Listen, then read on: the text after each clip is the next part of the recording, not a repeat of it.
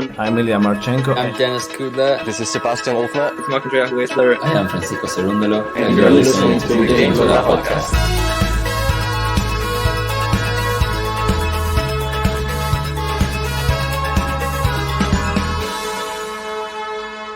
Hopefully you enjoy it. Hopefully. Day 2 in the books in Australia, and more 5-set matches on day 2. And unfortunately, some of the greats have left us. Sir Andy being one of them, in quite a dismal performance, and not the way I expected him to crash out in this first round, I have to say, JG. Yeah, I must admit, I love how you start every episode with "in the books." Are you actually keeping a record of these in some book somewhere? It's Do you write them all down? Spreadsheet I've got them in. Yeah. But no, another day of the Australian Open. Maybe not so many big names as yesterday, but some really iconic names who we've seen on the tour for many years. One being Andy Murray, another one Dominic Thiem, bit of an iconic name, another one being Osaka. And the one thing they all had in common is they all went out. So 3 big names who maybe aren't in the best of form, maybe haven't played too much, but still have that pedigree in tennis.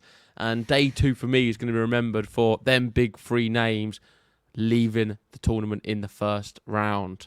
There was some positive stories, which we will get into, I'm sure. And probably, where do you want to start with? Should we talk about Andy Murray first? Because I think it's... Should we go with the negative first and then get better as it goes on? I think so. That seems very much how I feel at the moment. I feel that that's how I left today's day of tennis. I came away with a bit of a sour taste because of that Dominic Thiem result. I thought, is it the big comeback that everybody on court was hoping for? We were hoping for, and it didn't happen. All we ended up with was Murray going out in straight sets, and it was a dismal straight sets defeat as well. It wasn't even close. Echeverry exposed him, and I think Murray actually looks quite old on court today. I know that you've said it about Rafa in certain performances in the past. Now this was my chance to say Murray didn't look like Marathon Murray. Oh my word. Marathon Murray even. He looks like slow robotic Murray, and I feel like the end is definitely closing in. This is what he's being asked about. So we have a good tweet here, and it says he was asked about, is this his last Australian Open? He said it's a definite possibility that it will be my last time I play here. And I think probably because of how the match went and everything, I don't know. Whilst you're playing the match, you're obviously trying to control your emotions, focus on the points and everything. When you're 1 point away from the end, you're like, I can't believe this is over so quickly and like this. Yeah, in comparison to the matches that I played here last year, it's the complete opposite feeling walking off the court. I wish I was involved. I involved the crowd more. Just disappointed with the way I played and all of that stuff. Tough way to finish. And yeah, you can, if you just scroll down, you can see the image of him. Then as you say it there, doesn't look too pleased, Andy Murray. And it does feel like it is the end. I would be surprised if we see him play another Australian Open. But then it's up to him. Of course, he's going to get wild cards, even if he doesn't have a good year this year. He'll be allowed to play if he wants to. Yeah. And there will be people who want to watch him, probably myself included. I'll be interested to see how he gets on. But if he's progressively getting worse with every coming month, then I don't know if I could even stomach to watch a worse performance than this year's one. I totally agree. Because it's like, what, in the world, probably like a level 300 plus in the world, 500 player. I mean, I don't know. Good at tight spells, but they're never going to win a match at the Australian Open or any Grand Slam for that matter. Yeah, I don't really see him challenging. That's the problem. You want only the best Murray, one who can challenge. The one last year was great. I mean, we had 5-set matches that he was the victor. But this year, I mean, he even said it himself. I thought it's very evident that when Murray is like self-assessing how that performance went, he said, like, I got to the point, I was serving, I looked at the score and he just thought, how am I here so quickly? I'm pretty much out already. And that's how crazy it was. You have to be on the top of your game to play against these players who are in the main draw at a slam. Echeverry, people, well, myself included, I would love to have seen Murray go through, but we have to give Echeverry credit. In the last year or two, he's actually come to the forefront, and he actually is a real competitor on all surfaces, and he is a solid player. Wouldn't say he's the best player. He's a seeded style player, that type of level, top 30 player. But Murray not even close to that level in this match. And Echeverry played well. I wouldn't even say he even played his best, but too good for Murray. On to the next disappointment. Naomi Osaka went out in a match which I can only describe as a serving masterclass. And you can say that from both sides of the nets, because Garcia served extremely well and Osaka served extremely well, which meant that there was only fine margins, a few break points. Garcia took the break points in the first set, didn't in the second set, went to tie break and just served a little bit better in the odd spells. But there wasn't much between them. Garcia probably the more consistent player of the two. Unforced errors, the same. 24 for Garcia, 25 for Osaka.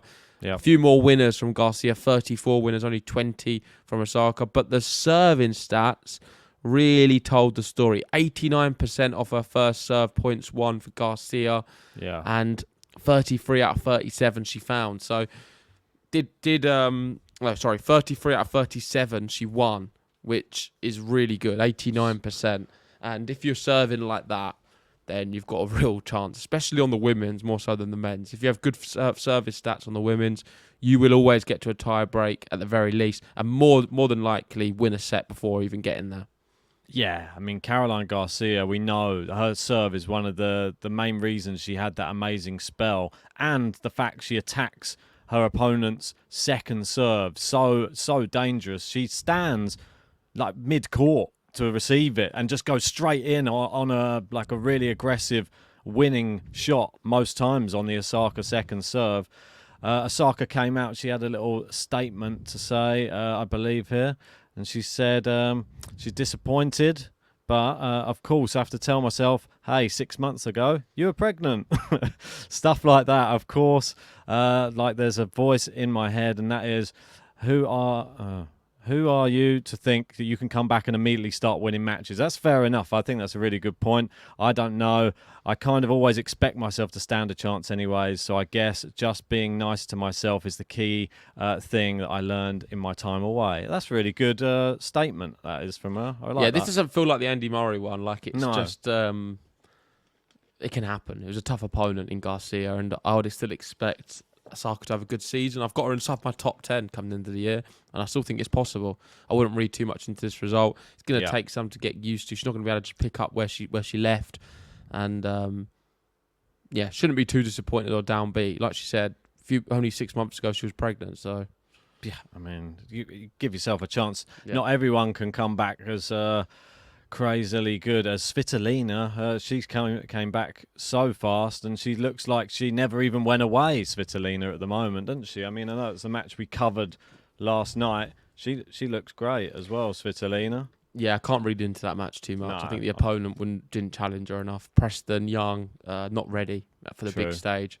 Agreed. I think she would struggle in a lot of WTA events, more at the challenger level. That's where our game is at right now. But still, one for the future, can progress. Svitolina did what she had to do. Same with Coco Gauff, did what she had to do. Our opponent, Smedlova, I don't really rate too highly, and that was always going to be a really straightforward one. But pleased that Coco Gauff did so well, and she bageled her in the second.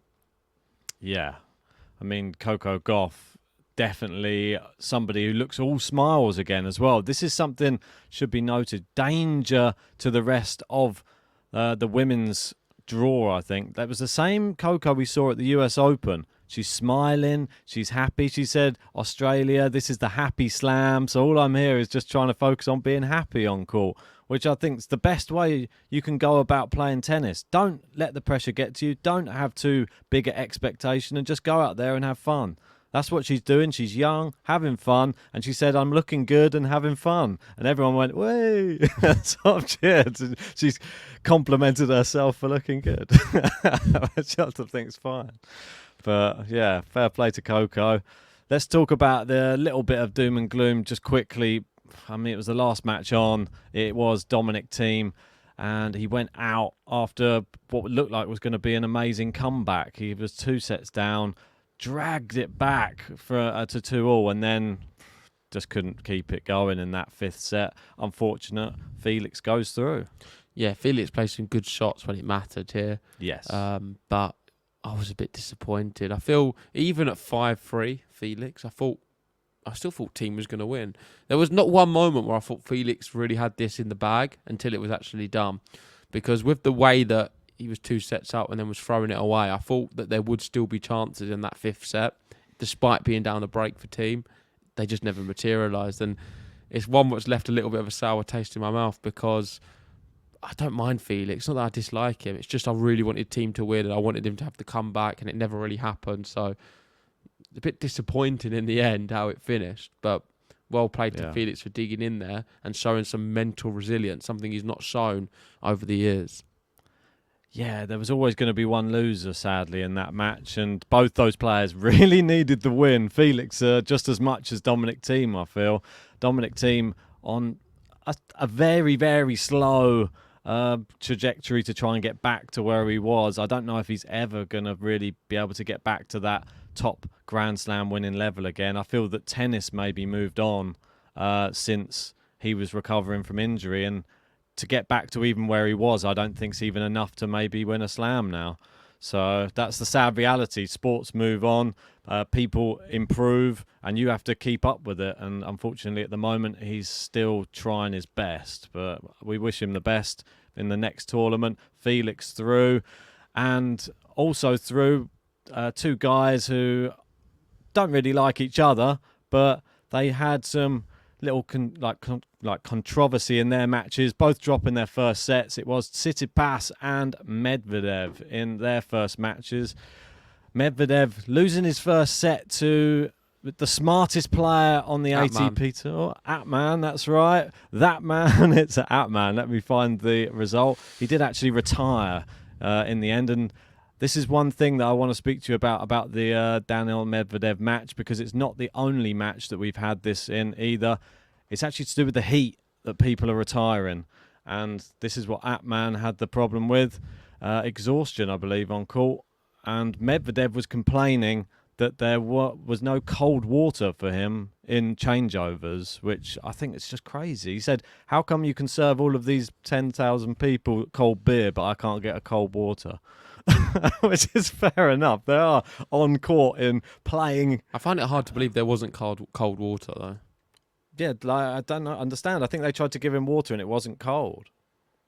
Yeah, poor from the event then, if that's the case. But yeah. I still find it hard to believe that he said this is a Grand Slam on this stage that they don't provide cold water.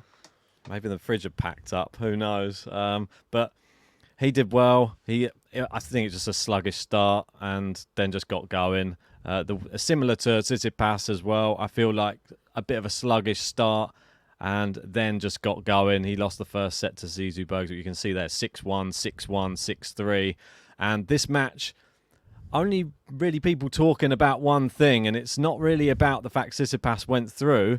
It's about the fact that one of the shots, I don't think I've not seen before, not in a long time. And this is where he hit the ball from. You can see here on the screen. I'll zoom in for you. And just to give you a breakdown, if you're just listening, he hit a very powerful shot at Bergs when he was close to the net, and he volleyed it, but the volley had so much backspin on it that when it bounced on Tsitsipas' side, it came back over onto his own side, and Tsitsipas anticipated that, sprinted to the net, reached over the net after it had gone over, and then hit the ball to the side, because you can see where he hit the ball, he just hit it sideways towards the umpire. So he hit it down there, and Bergs looked so confused. He looked at the umpire like, is that allowed? But he didn't touch the net, and it is allowed. It is a legal move. Yeah, it's crazy. I didn't really know myself, and seeing it, it was like very difficult not to touch the net. So he did extremely well to position his body without hitting the net there. And I believe it was an important time as well. I think it was on break point. Yeah, so break point, he got the break. Yeah, amazing, isn't it? I mean, I'm amazed that he knew the rules as well. I mean, some tennis players probably didn't even know that was a rule. I bet they just play the game without even realising, some of them. But he assumed that the point was over there. Yeah, he studied. I would have probably assumed if I was playing you. Didn't it happen to us in table tennis the other day? Yeah, I'm not sure. Do they have the same rules in table tennis? Because you was like, "Oh, can I hit this now?" Yeah, that's what I mean. It did happen. I know in paddle, it's like there's some. Paddle's very different altogether. Ben. That's what I mean. Go down that rabbit hole. I've seen some crazy highlights on the old paddle TikToks, but interesting, but exciting as well because there's a new style of shot now that maybe we'll see more of now that Tsitsipas has unlocked it. Let's say. Something I want you to answer to is Chris Eubanks winning in straight sets, 6-4, 6-2, 6-3. You had him going out in the first round again. What is your problem with Chris Eubanks? Why do you have him going out first round? And he's proved you wrong again. I'm so shocked. I mean, Chris Eubanks, I better eat my hat. Here we go. I mean, it was an incredible performance. And listen to this statistic for Chris Eubanks because JJ will love this. It is the real Chris Eubanks back from Wimbledon. 46 winners to Tara Daniels' 9. What an incredible performance from Chris Eubanks. And this is the real ones back again. So I'm actually going to start watching more of his performances in the Australian Open. And hopefully he'll continue to win and I can actually jump on the bandwagon as well. Top 10 player. He is, Chris Eubanks. If everything comes together, that's how good he can be.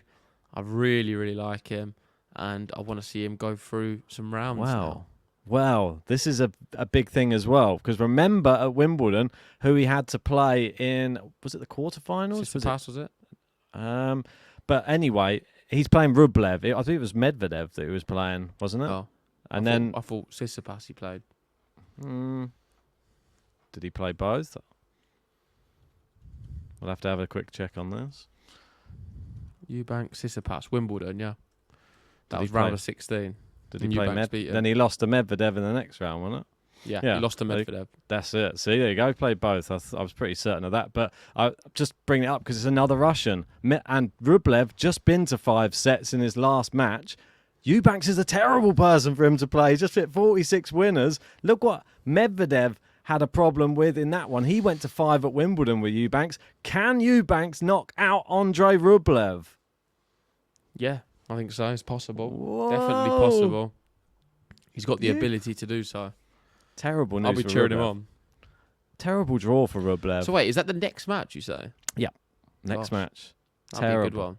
Poor old Rublev. I mean, I do feel for him because that's not a nice draw. Seyboth and now Chris Eubanks.